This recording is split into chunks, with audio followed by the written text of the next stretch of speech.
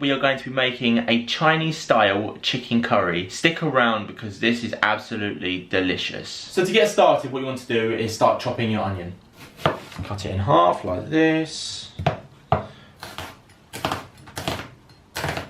Just finely chop.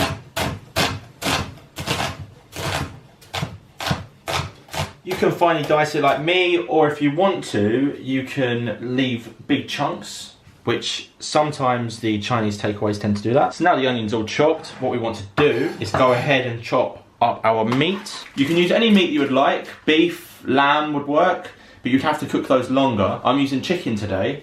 I would recommend 500 grams for 4 people or 250 grams for 2 people. And this is all down to preference. Get rid of all these bits of cartilage if you can. All these fatty bits. So just chop up a bit more, like that. And this piece I'll cut up in half again. Bite-sized chunks is the one. And this is actually my dad's recipe, so thank you, Dad, for giving me this recipe. I hope you don't mind, but I'm going to share it with the world. So there's about a tablespoon of oil in the pan. I'm using sunflower oil, but you can use the one that you like. We're going to put the oven on gas mark 4. Let that preheat. We're going to first saute our onion. Continuously stir so that it doesn't burn. Now that the onions have started to soften a bit, let's add in the chicken. So now we need to start to brown the chicken.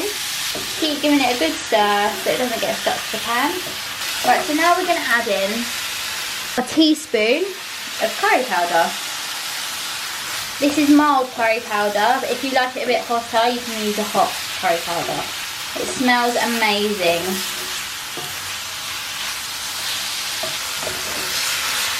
I'm going to now go ahead and add in my 3 heaped tablespoons of flour.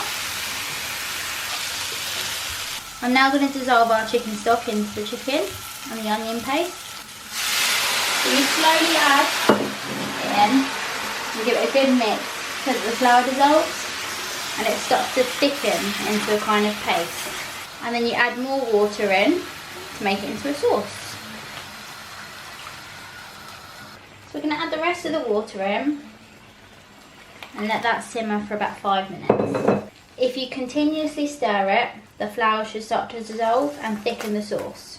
The sauce doesn't look so thick right now, but it thickens in the oven. Now we're going to pour it into an oven dish and cover it with a lid. Put it in because it's been preheated for a good 10 minutes. So it's been about 2 hours. I'm going to check it. I've been stirring it every half an hour.